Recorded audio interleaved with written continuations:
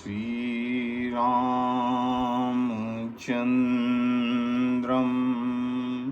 शरणं प्रपद्ये।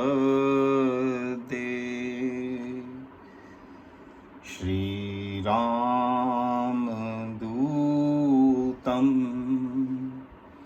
शरणं प्रपद्ये। श्रीराम जय राम, जय जय राम। श्रीराम जय राम, जय जय राम। श्रीराम जय राम, जय जय राम। श्रीराम जय राम, जय जय राम। अति कोमल रघुवीर सुभाऊ, यद्यपि अखिल लोक कर राऊ। श्री राम जय राम, जय जय राम। श्री राम जय राम, जय जय राम। एक बार चुनी कुसुम सुहाए, निज कर भूषण राम बनाए।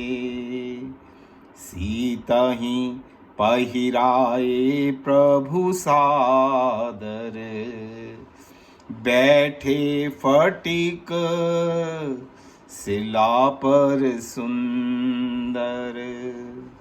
सुरपति सुत धरी वायस वेशा, सठ चाहत रघुपति बल देखा। सीता चरण चोंचे हति भागा, मूढ़ मंदमति कारण कागा। चला रुधिर रघुनायक जाना, सीक धनुष सायक संधाना। अति कृपाल रघुनायक, सदा दीन पर नेह। तासन आई कीन छलु, मूरख अवगुण गे। नारद देखा विकल जयंता, लागी दया कौशल चित संता। पठवा तुरत राम पहिताई, कहस पुकार प्रणत हित पाही। आतुर सभय गहसी पद जाई, त्राही त्राही दयाल रघुराई। श्री राम जय राम, जय जय राम। श्री राम जय राम, जय जय राम। जय सिया राम। भगवान का नाम अति पावन है, कलयुग के सभी कष्टों को निवारण करने वाला है। भगवान के अंदर भगवान के स्वरूप की प्रधानता होती है। भगवान के शील की प्रधानता होती है और भगवान के स्वभाव की प्रधानता होती है। भगवान राम का जो स्वभाव है वो बहुत कोमल है, बहुत कोमल। भगवान अति कोमल चित हैं, अकारण करुणा वर्णालय हैं भगवान। मानस में बहुत कम स्थानों पर ऐसा मिलता है कि भगवान राम को कहीं क्रोध आता हो। एक दो स्थान हैं, या तो भगवान समुद्रदेव पर कोप करते हैं, या भगवान इंद्र के पुत्र जयंत पर कोप करते हैं, मगर उस कोप के अंत में भी भलाई ही है, करुणा ही है, भलाई ही है। गुण और अवगुण तो सब में होते हैं। सुमति कुमति सबके उर रहीं, मगर ये गुण और अवगुण बदल सकते हैं। सठ सुधरहीं सुत संगत पाहें। बड़े से बड़ा अवगुणी व्यक्ति सुधर सकता है अगर उसके जीवन में सत्संग मिल जाए, और बड़े से बड़ा गुणवान व्यक्ति बिगड़ सकता है अगर उसके जीवन में कोई कुसंग आ जाए। गुण और अवगुण बदल जाते हैं, गुण अवगुण में बदल सकते हैं, अवगुण गुणों में बदल सकते हैं, मगर जो स्वभाव होता है वो कभी नहीं बदलता। करुणा भगवान का गुण नहीं है, करुणा भगवान का स्वभाव है। दया करना भगवान का स्वभाव है। सबने सुना है चंदन के वृक्ष के ऊपर कितने विषैले सांप लिपटे रहते हैं, मगर आज तक ना कभी चंदन की कोमलता गई और ना कभी सांपों का विष गया। कारण कोमलता चंदन का गुण नहीं है, कोमलता चंदन का स्वभाव है। और जहर और विष जो है वो सर्प का गुण नहीं है, सर्प का स्वभाव है। इसलिए भैया स्वभाव नहीं बदलता, और मेरे भगवान श्री राम का स्वभाव जो है बिनु कारण रघुनाथ कृपाला, बिना किसी कारण के। उसी स्वभाव की चर्चा करते हुए कागभुसुंडी जी ने गरुड़ तो यहां तक कह दिया, अस्वभाव कहूं सुनो न देखूं। ऐसा स्वभाव जैसा मेरे राम का है, ऐसा स्वभाव तो मैंने आज तक ना किसी का सुना और ना किसी का देखा। केही खगेश रघुपति सम लेखों। भगवान राम का जैसा स्वभाव है हे पक्षीराज गरुड़, वैसा स्वभाव मुझे इस ब्रह्मांड में किसी का आज तक नजर नहीं आया।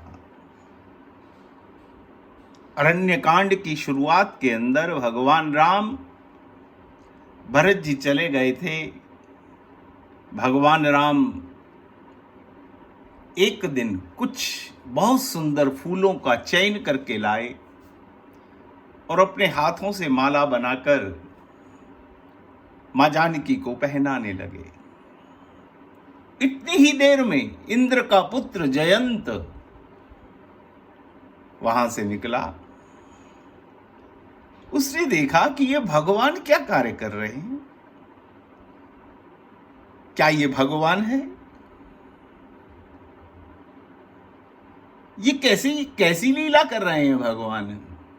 संशय जाग गया जयंत के मन में, और भगवान के बल को परखने की इच्छा मन में उत्पन्न हो गई।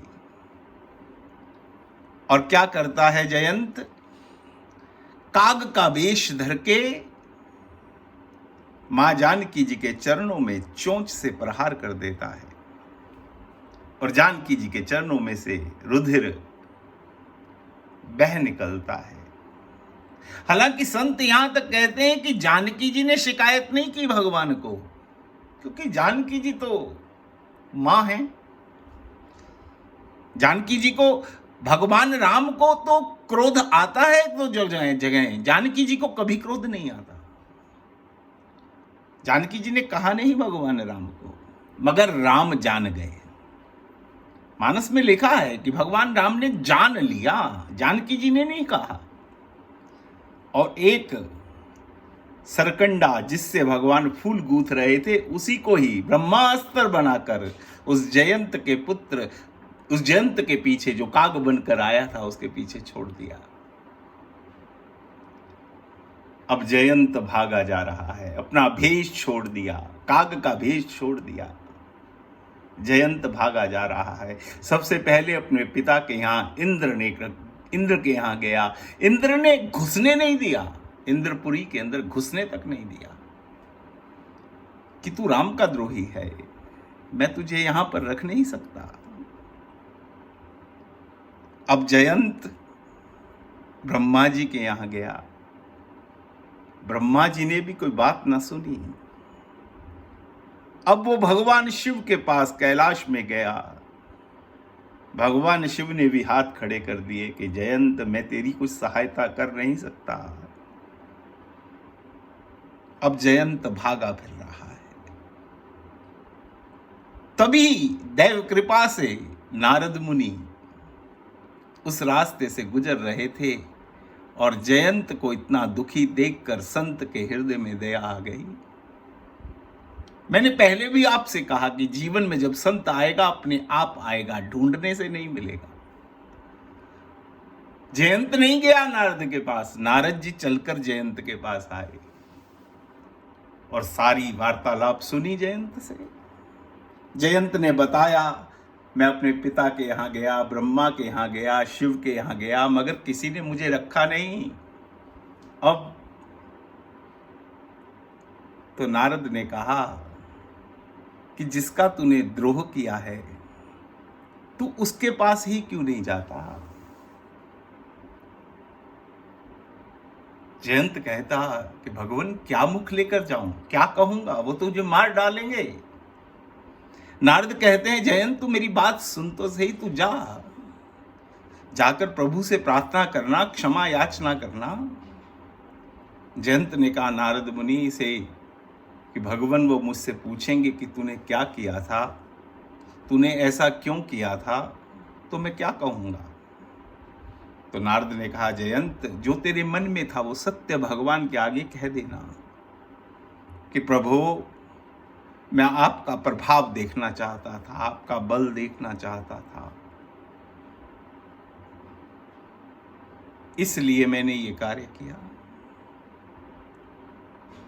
जयंत ने कहा नारद मुनि से कि भगवान, अब वो मुझसे फिर पूछेंगे तो फिर अब क्या करने आया है।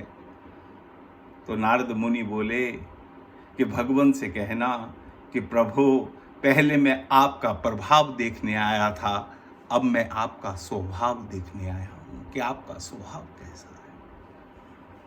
सभी जानते हैं कि भगवान ने क्षमा कर दिया जयंत को। एक बाण जो भगवान ने छोड़ा था वो विफल नहीं हो सकता था। जयंत की एक आंख के अंदर वो उसको पूर्ण करके भगवान ने उसको जीवन दान दे दिया। जल्दी न मानही, 3 दिन हो गए भगवान राम को बैठे समुद्र के किनारे, मगर समुद्र मान नहीं रहा। बोले राम सकोप तप भय बिन होई न प्रीत। तब राम को क्रोध आता है, मगर वो क्रोध अंत में करुणा में ही परिवर्तित हो जाता है। जब समुद्र नर रूप के अंदर मणियों का थाल लेकर प्रभु के समक्ष अब त्राहि माम करता हुआ प्रभु के समक्ष जब आता है और प्रभु से वार्तालाप करता है, तो भगवान उसको क्षमा कर देते हैं। भगवान का स्वभाव क्षमा करना है, भगवान का स्वभाव दया करना है, भगवान का स्वभाव करुणा करना है। भगवान करुणा कर देते हैं। इसलिए विश्वामित्र के साथ जब भगवान जाते हैं तो भगवान जब ताड़का आई तो विश्वामित्र ने दिखाया, चले जात मुनि देन दिखाई, सुनी ताड़का क्रोध करि धाई, एक ही बाण प्राण हरि लीना, दीन जानी ते ही निज पद दीना। भगवान ने ताड़का को मारा नहीं, तारा है। मारते तो भगवान किसी को है ही नहीं। रावण ने भले ही वरदान पा लिया कि मैं मानव से मरूंगा। रावण कौन है? रावण दानव है। सत्य ही तो है भैया। दानवता अगर मर सकती है तो केवल मानवता से ही तो मर सकती है, दूसरा तो कोई साधन ही नहीं। दानवता को अगर मारना है तो कौन मारेगा? दानवता को अगर मारा जा सकता है तो केवल एक साधन है, दानवता को केवल मानवता से मारा जा सकता है। भगवान का स्वभाव, भगवान की बात, भगवान के मन के हृदय की जो बात है उसकी चर्चा करना बहुत बहुत संत नेति नेति वेद नेति नेति कहते हैं। अंगद को भेजते हैं भगवान लंका कांड के अंदर।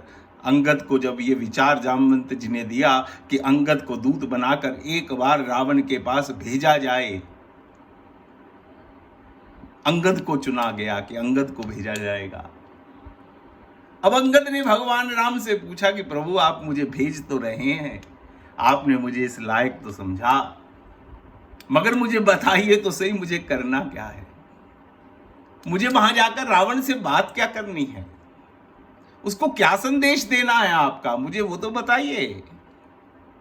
राम कहते हैं अंगद से कि अंगद कोई वार्तालाप नहीं करनी, मेरा कोई संदेश नहीं है, मैं कुछ कहना नहीं चाहता, बस मैं एक ही चीज चाहता हूं अंगद, कोई ऐसा काम कर आना जिससे रावण का भला हो जाए, जिससे रावण का भी शुभ हो जाए, ये अशुभ किसी प्रकार से टल जाए। ये भगवान राम का स्वभाव है।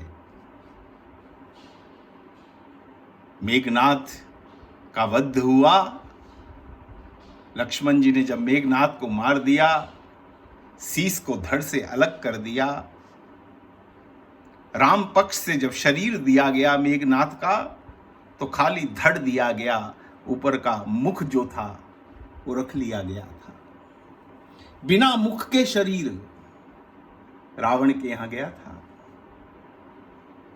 सुलोचना ने जब देखा अपने पति का वो शरीर, देखा इसका तो मुख ही नहीं है, खाली धड़ धड़ है, तो रावण के आगे गिड़गिड़ाई सुलोचना, मेरे पति की ऐसी दुर्दशा, मेरे पति की ऐसी दुर्दशा, क्या उसके मृत शरीर के आज मैं दर्शन भी नहीं कर पाऊंगी? रावण के आगे बहुत रोई सुलोचना कि मैं जब तक इसका अंतिम संस्कार नहीं होने दूंगी, जब तक इसका मुख, पूर्ण शरीर पूर्ण नहीं आएगा।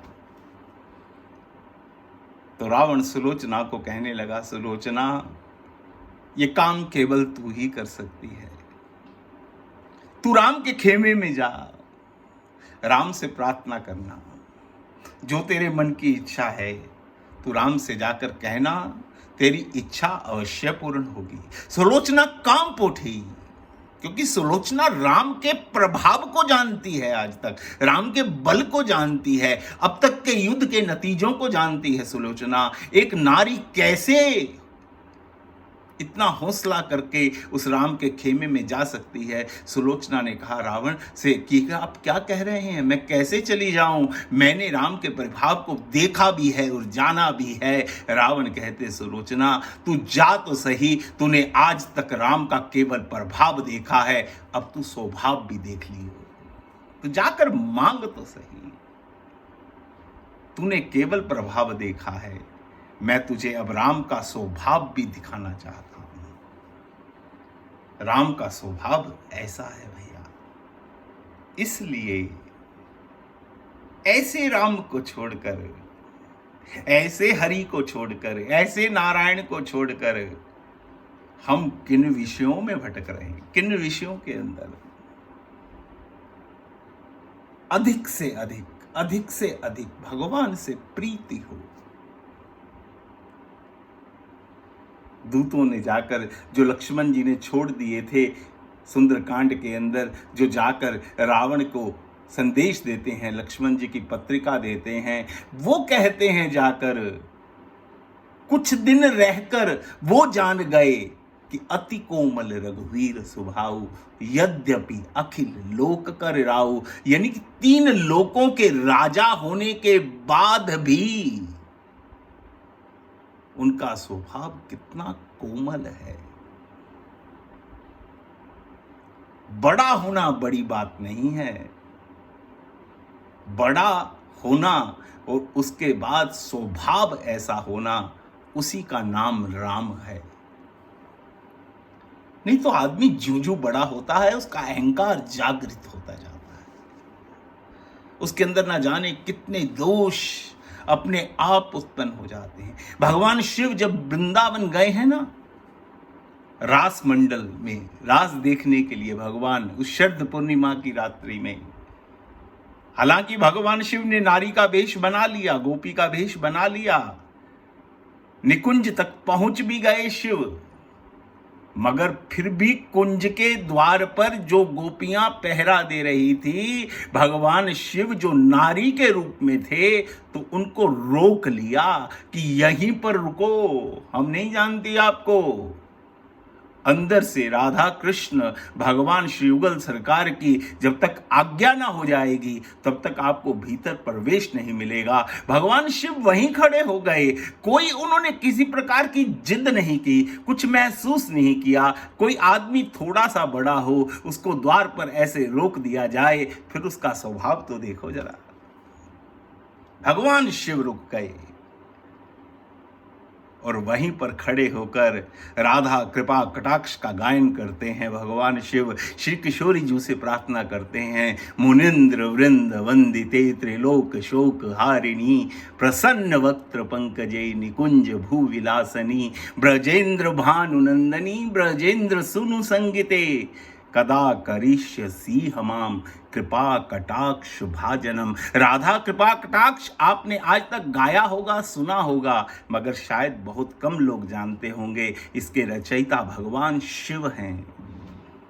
उस रास मंडल के द्वार से जब उन जो गोपियां जो पहरा दे रही थी, जो द्वार पर थी, जब रोक लिया, जब भगवान शिव वहां खड़े होकर इंतजार कर रहे हैं, तो वहां उस इंतजार में भगवान शिव ने समाधि लगाकर राधा कृपा कटाक्ष गाया है। तब माँ किशोरी जी की कृपा भगवान शिव पर हुई और भगवान शिव को प्रवेश मिला। स्वभाव भगवान की कृपा से मिलता है। कोमल स्वभाव होना, गुण अवगुण होना, एक वो सब में होते हैं। तुलसीदास जी ने स्पष्ट लिख दिया, सुमति कुमति सबके उर रही। इसलिए भैया हरि नाम लेना हमारा गुण ना हो, क्योंकि ये गुण तो किसी समय पाकर बदल सकता है। कोई हमारा ऐसा कुसंग हो जाए, हमारा हरि नाम छुड़वा दे, मगर भगवान से ऐसी कृपा मांगो कि हरि नाम हमारा स्वभाव हो जाए, हरि नाम हमारा स्वभाव हो जाए। और अगर स्वभाव एक बार हो गया तो फिर कोई छुड़वा नहीं पाएगा, फिर छूट नहीं पाएगा। मनमाधव गौड़ेश्वर वैष्णवाचार्य श्री श्री भूति कृष्ण जी महाराज ये बात कहा करते थे कि हरि नाम लेना हमारा स्वभाव होना चाहिए। आज मुझे वो बात याद आ गई तो मैं आपसे ये बात कर रहा हूँ। इसलिए भैया इस काल के अंदर जितना अधिक से अधिक हरि नाम हो जाए।